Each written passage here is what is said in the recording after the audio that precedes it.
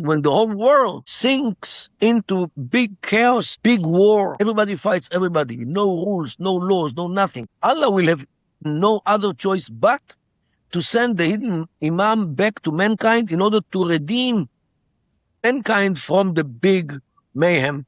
The Iranians are willing to push the world into that chaos. Economic chaos, maritime traffic chaos, as the blockade on the Hormuz Straits, economic chaos. This is what they want to push the world in order to bring the Mahdi back. They don't think in a logical way, in our logic. They have a different logic. They have a religious logic and not a human being's logic. This is why we don't understand, we means Westerners don't understand them. And therefore you need to really master their language and customs in order to understand how these people think. Because they don't think like us Americans or like us Europeans. They think like modern people in Iran who are deeply connected with the past and actually represent the past on the ground, because this is their mindset. Do you think there's a way for someone to truly understand the regime without understanding Shia Islam? Do you think that Western leaders keep making the same mistakes because they look at Iran like a normal nation state, but they don't understand how differently the regime views the world? Look, let me tell you, let me show you some things so you understand how this regime thinks. We quote some original documents in southern Lebanon, and they actually showed, look at this pamphlet. This pamphlet shows Khamenei.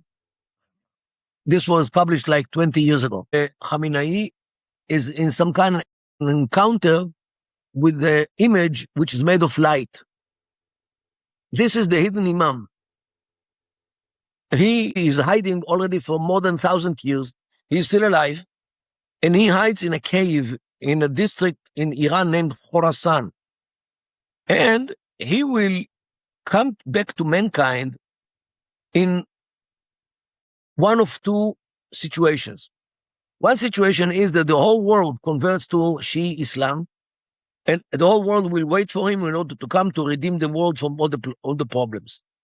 This is one situation which he will come back to mankind. The other event is when the whole world sinks into big chaos, big war, that everybody fights everybody, no rules, no laws, no nothing. And Allah will have, in that situation, no other choice but to send the hidden Imam back to mankind in order to redeem the mankind from the big mayhem which they are into. The Iranians are willing to push the world into that chaos. Economic chaos, maritime traffic chaos, as the blockade on the Hormuz Straits, economic chaos. This is what they want to push the world in order to bring the Mahdi back. This is how they think. Another something which we found in southern Lebanon is this pamphlet, 6 pages, a short biology of Khamenei, the founder of the Islamic Republic. Now, look at this pamphlet. You see the light enlightens his forehead, his eyes, his mouth, his chest, and his hands. And it's actually called Sutur Nur, means the lines of light. Okay? But these are the lines of light. It means the divine light enlightens his thoughts, his views, his words, his feelings, and ultimately his deeds as well. Means he cannot make any mistake. He is infallible. And this is what they believe about their leaders. So who are the Israeli wine drinkers or the American swine eaters to tell them, those who are led by Allah, enlightened by Allah, to tell them what to do and what not to do? If they decide that they have the right to develop nuclear weapon, who are the Americans? A nation of 250 years only. They count thousands of years of history. Since Ahasuerus and formerly, Okay? They despise the Americans. They hate the Israelis. Who are they?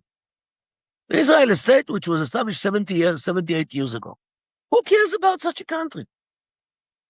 And this is how they view the United States and Israel, as countries which absolutely have no right to tell the Iranians, the believers, as they call themselves, what to do and what not to do.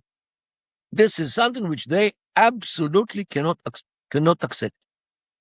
That America and Israel actually try to impose their terms on the Iranians.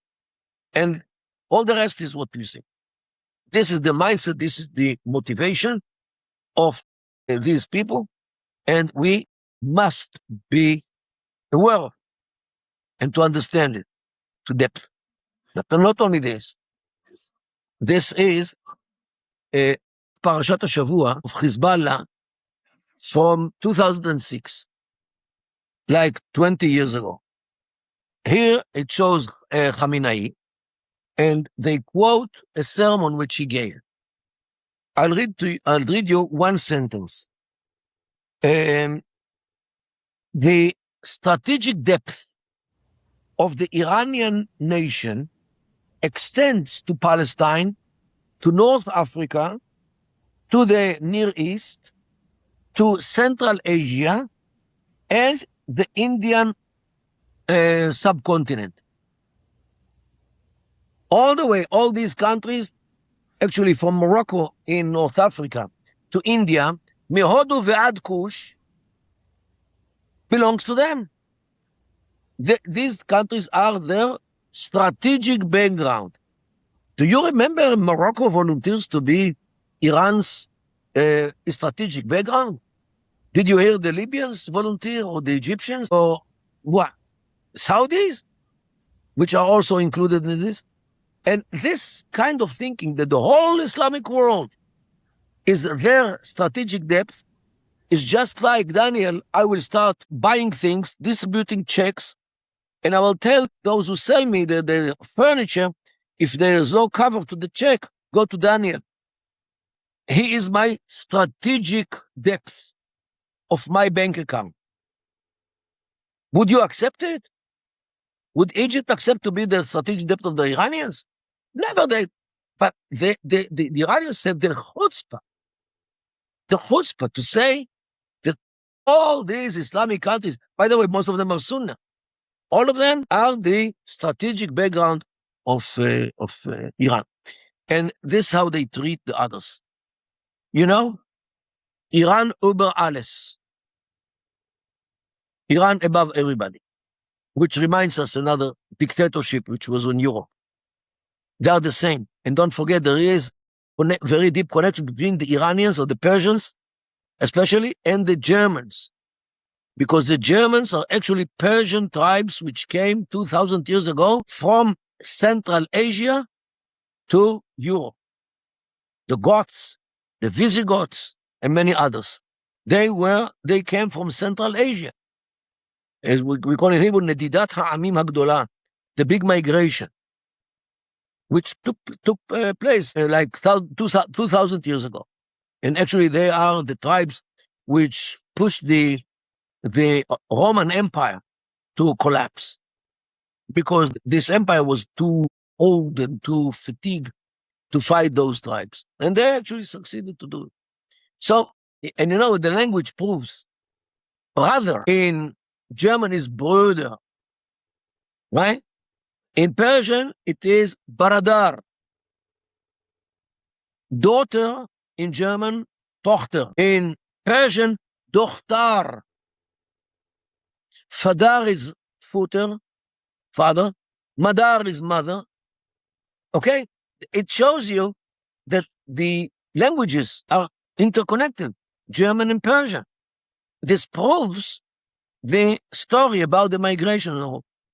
So the same, I would say, dictatorial idea which led Germany in the 30s and the 40s and brought about the destruction of nations or states and the extermination of 6 million Jews, today is alive and kicking in Iran. The same mindset, the same Nazi one of controlling the others, as we heard in this pamphlet, and exterminating the Jews. This is what you see. The same slogans, but this time they are in Persian. People run in the street and shout, "Death to America, death to Israel." What do they mean? Is this a peaceful approach to Israel and America? Okay, so this is what we face here in the Middle East. And the Islamists around us cannot wait for our collapse.